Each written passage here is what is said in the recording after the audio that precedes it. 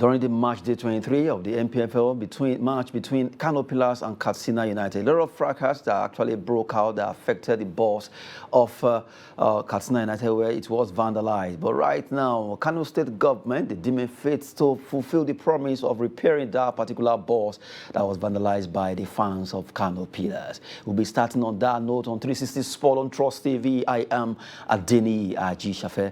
Well, like I said earlier, Kano State government repairs Katsina United boss that was vandalized, and now good one, they're at least fulfilling that promise by making sure they repair the boss. A good one, the Changi boys, they can have their boss back now and they can celebrate. Joining me to talk sports this hour is Ohanusi Chinedum. Good to have you. Thank you so much once again. And we're talking about this particular situation. When it happened, Kano State government promised that they will repair the boss. And now it has been done, at least, even though a lot of issues affected Kano Pillars, but this particular one really gladdens my heart by at least fulfilling their promise. Yeah, I don't know to what extent, this will go on to resolve the problem of hooliganism in our pitches. For me, the wound has healed, but it leaves a scar. That scar is there. These are two brothers in the Northwest. They are big rivals. And it means they take that rivalry to the NNL because two of them were relegated. It doesn't speak well of our football. What of the referees that were touched in that encounter? What of the families that came to that place and some of them had to go home with tear gas? So there must be more efforts on the part of anybody that runs our league to ensure that we make match venues safe, not just for the players and officials, but for people to go in there with their families. I have a friend who is also my doctor at the National Hospital, and his quarrel is that they are not even aware of when matches are being played. In fact, any day matches are being played now, I send to him, whether it's volleyball, whether it's whatever sport. You'll be surprised, he's there with his family. People want to go to places, maybe not just Silverbird. There are a lot of things you can see in sports. And maybe from there, your own child has, caught the bug, is happy. He wants to, start playing volleyball or basketball. He must not be a bookworm to succeed. Toby and Musa in one night made $170,000. $170,000. If he start sharing it in my village, I don't know how, I don't know that's big money, in millions at least, So over 100 million, I don't know, my math is not good. But what I'm trying to say is that we must all not become professors. So you can, the pitches should be made conducive for people to go. Even the fans, let them be there. Let them drum, let them support their team. But, touching of one's, that boss, no matter what you say, it's just a good thing that they belong to the same region, the Northwest, they speak the same language. So perhaps that tension will be lowered. But for Governor Gandugia, I doff my heart for him. He took a bold step to douse all those tensions. But like I did say, we need to have safer match venues. Now, if you look at, even like you said, both of them now down to NNL, but the fact that he fulfilled the promise, we've seen we've seen a team that won the league. They are yet to be paid the money promised them. Yeah, 5 years ago. You understand? It's still very surprising to me. Yeah, and they will still be going on the continent today. The director of sports and the FA chairman are saying they want to play their home matches in Jos. It's left for Plateau United. I did say that the 1 million naira given to Rivers United on the spot for winning this, they said we didn't see the cash back in, but the governor went ahead to say $20,000. Imagine, it's like making each player and one of the PDP or APC delegates when you earn such big amount of money. But my prayer is that let that money be released promptly, so that these players will have something to, I did say we didn't have players that want to die for Nigeria. Perhaps that was why Ghana defeated us, or took the World Cup ticket from us here in Abuja. We want to see players, if these players put their body on the line, we reward them appropriately, because it is not easy when you are there, defending the colors of your country. It's not easy to play football. It's not easy to do any sport. The fact that the athletes always put in their best to compete in any sport they find themselves, we should always make sure the sweat does not dry up before we settle them for whatever they actually win. But from the way it is, a good one from Kano State government doing at least the fit to fulfill the promise of repairing the vandalized balls of Katsina United. That has been settled. And we just hope to see more of good side coming from different clubs in Nigeria. Quickly, we talk about handball, where the third North Central Senior Handball Championship is slated for Makurdi. It's coming up. And now we have teams that have been picked that will be playing in this tournament. And we quickly look at those teams that will be playing for the men and women. We have Benue Buffaloes, Confluence Kings, FRSC Safety Shooters of Abuja, Team Nasarawa, the defenders, the Civil Defense Team from Abuja, Niger United Mina, Correctional Boys, Abuja, Unity Boys also from Abuja. And you have female teams, Benue Queens of Makurdi, FRSC Safety Babes of Abuja, and you have Defender Babes also from Abuja. Those are the teams that will be playing at the third North Central Senior Handball Championship, but for both male and female. And we just have to look at the fact that, yes, they are ready for this by August. Now we are in August, and now they just want to make sure they play handball. Looking at this, I love the fact that they shift away from Abuja this time around. They are moving to Makurdi to spread it. That is the initiative of the sponsor,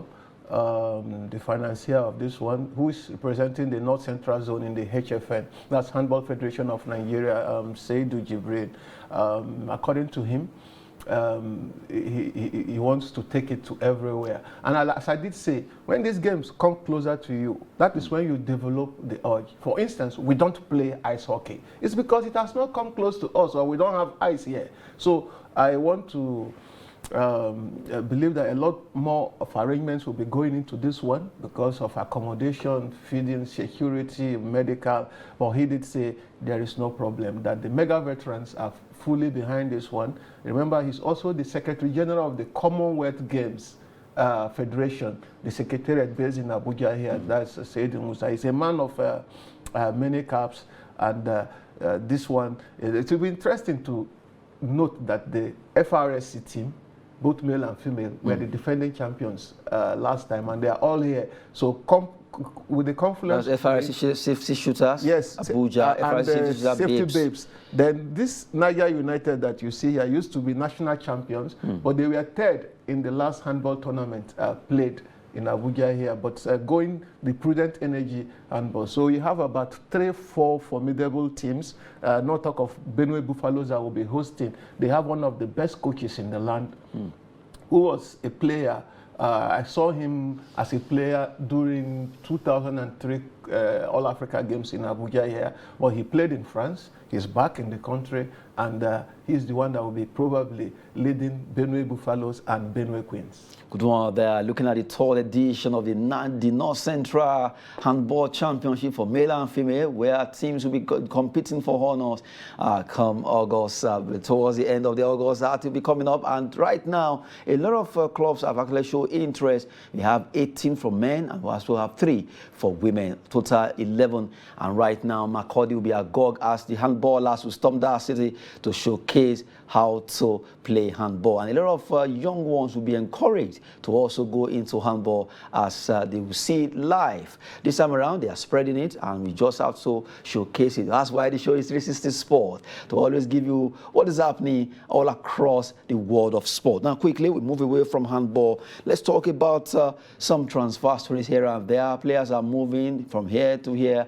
We talk about a Nigerian force, Junior Ajayi. Junior Ajayi has been playing in the North African country from Egypt to Libya, back to Egypt. And somebody asked a question, what has he got to do with the North African teams? Junior Ajayi is back to Egypt, but this time around with Smoha FC.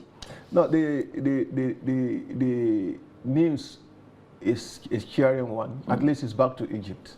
But the fact is that like Kingsley Duo was just allowed to go by his own club in Tunisia. And Chinkatala has been back home since. Then we have these Alimi brothers, you know, that one came and signed a short contract with Ramos, scored 9 good goals. But what is the problem with our strikers? When they go out, they don't measure up. They don't, you know, they don't fit in. I think we should look at that. And I did say, when we play in on the continent, goals are becoming a little bit too much, too difficult for us to score. Except perhaps, you know, we get into the box, a foul is committed, a penalty is awarded. But, you know, so when we go out, if you cannot score at home, then when you go out, when they are, you know, going to close up everywhere, then goals become practically impossible. I think we must see to the fact that we should restore the tendency of seeing our Nigerian strikers measure up, not just score good goals here like Junior Lokosa, you know, even went to Tanzania and I think with Simba FC and couldn't just cope very well. I want to believe our strikers could do well. They should up their game. Now, talking about this particular issue you just mentioned, a lot of Nigerian stars, especially the strikers, when Junior Ajayi was with Al Ahly, a lot of people are like, okay, this would be a door to Europe or thereabouts. Or even to the Super Eagles. Yes. Then it could, somehow later it was to Libya. Now it's back to Egypt with Smoha FC. And you look at, for him to go to Smoha, a good one, yes, it's back to Egypt, but Al Ahly seems to be, at least for, if you look at Egyptian football, Al Ahly are kind of the biggest. Al Ahly. And then now he's out from Al Ahly to Libya to Smoha, a team that you can say, okay, they are lower to Al Ahly when you want to look at the rating. The agents sometimes control these things. You know, your agent discusses with a club, offer you to them, and all you need to do is sign and go and play with faith. But like I did say, whatever team you play in, try and make your mark. Al Ahly too are having it rough since particularly Mosimane left. They are now third in the league. Maybe they should have allowed Mosimane to leave. Zamalek just defeated them to win the cup, Egyptian Cup. And it's like, if care is not taken, Al Ahly may not win the league, but before Piso Mosimane, who they said was not good enough for them, before he left, he had done enough to put them in the Champions League places already.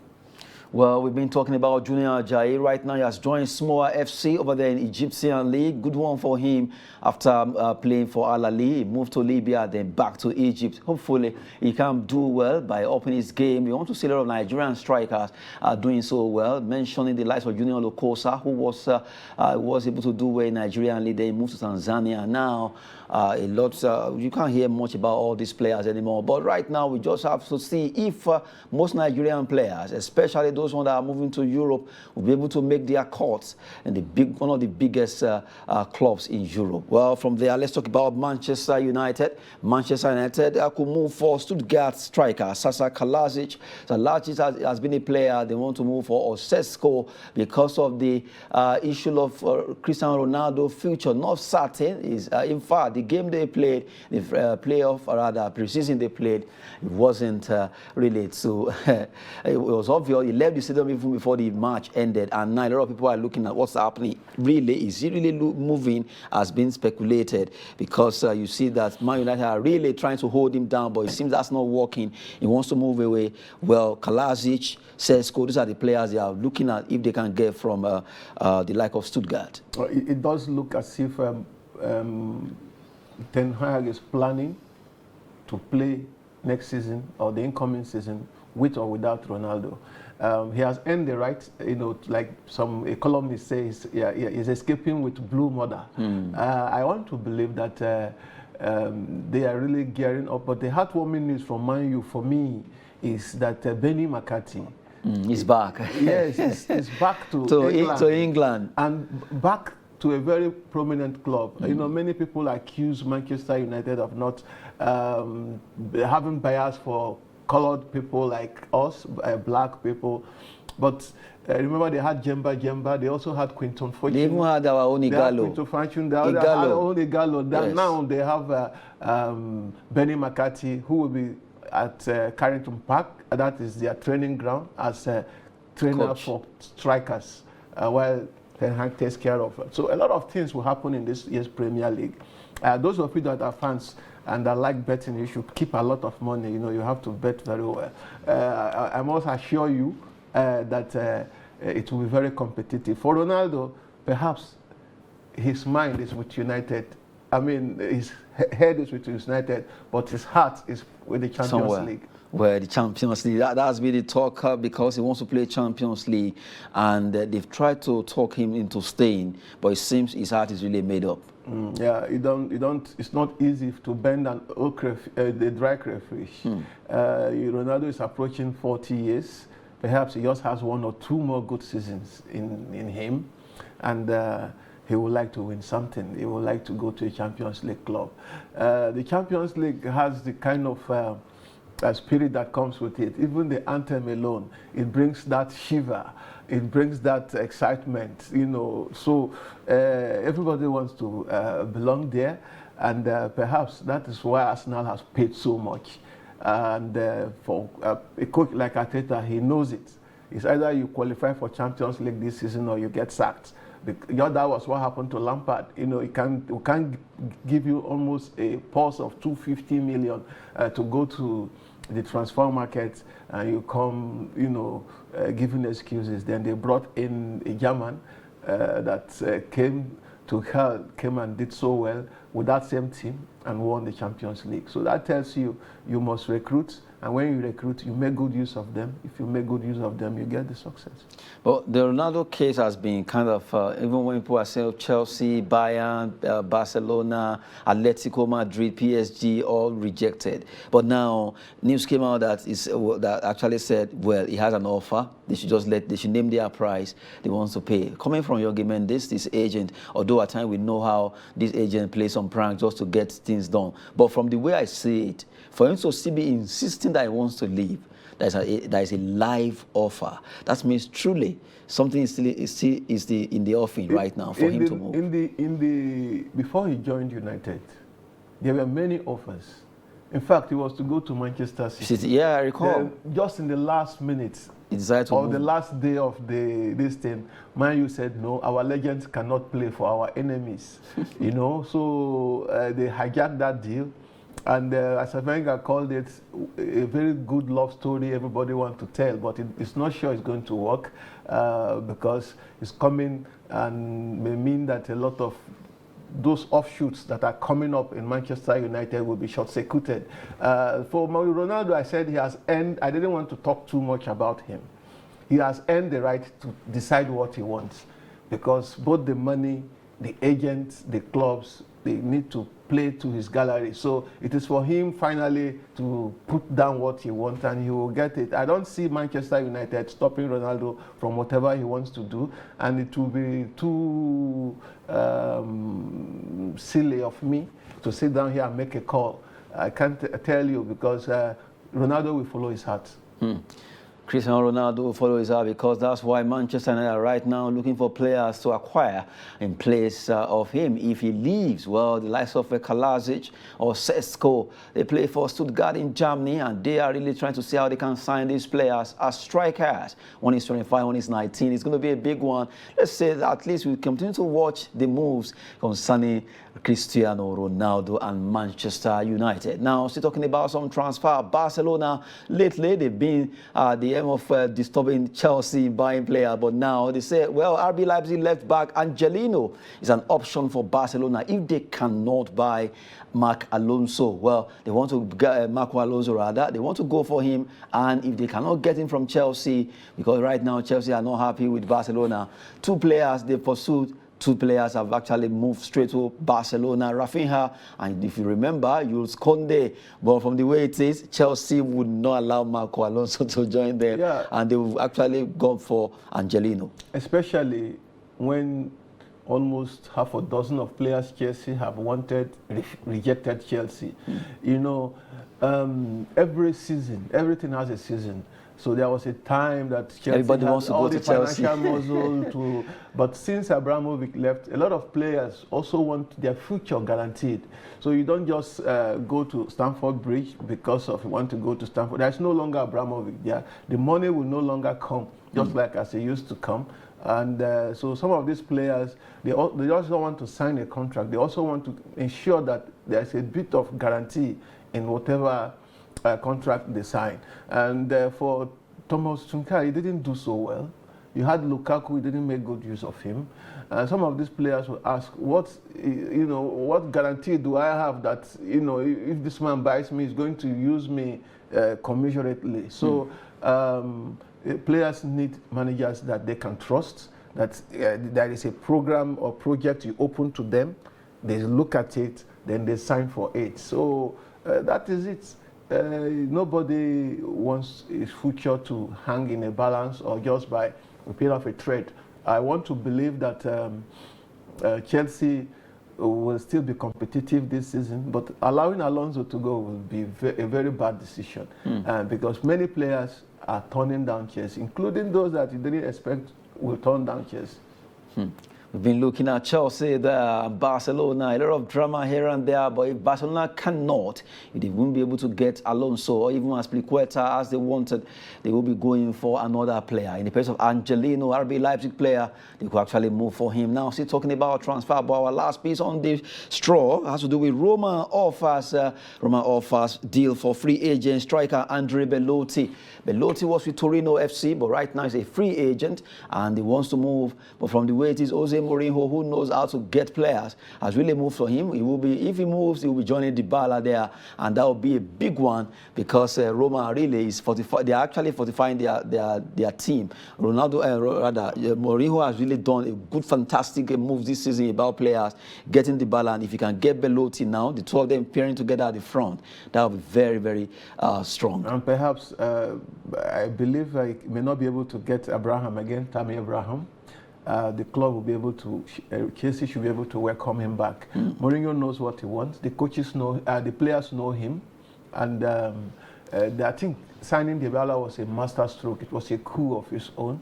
And that was a statement of intent. That, okay, now that we are here at the capital, Stadio Olimpico, we want to ensure that we don't just play in the or win the conference, European Conference League. We want a step up, perhaps, in the Champions League mix. And Mourinho is never going to just give it up. I want to say a lot of activity will happen between now and the final transfer closing date. And the good thing is that our own transfer is opening today. Well, that's NPFL, yes.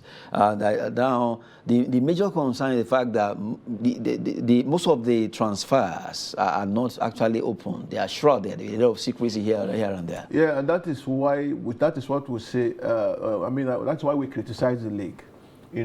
These things are supposed to be open.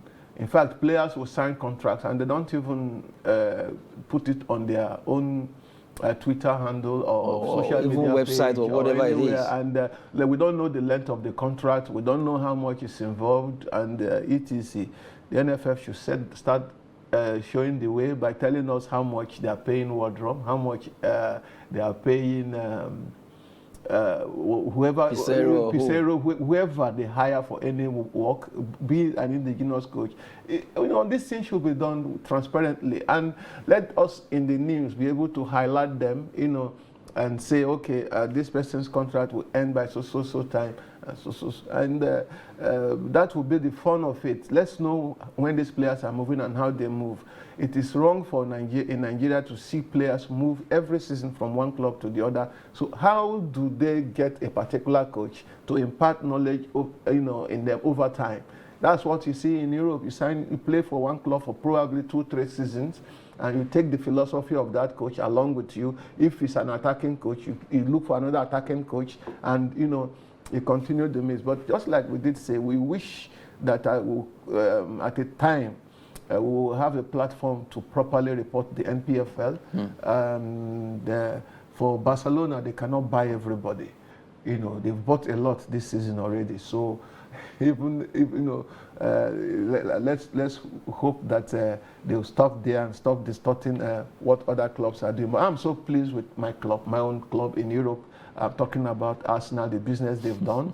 They've closed shop. I think they are ready And I'm also happy with our own players that one of them scored for Southampton, though they lost in a friendly match played yesterday. That was his first game, talking about Aribo.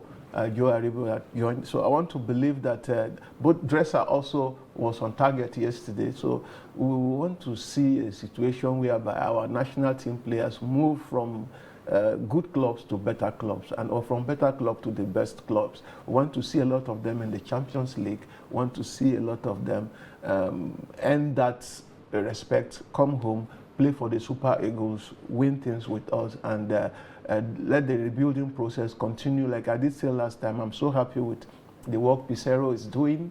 We want to see him perfect the build-up.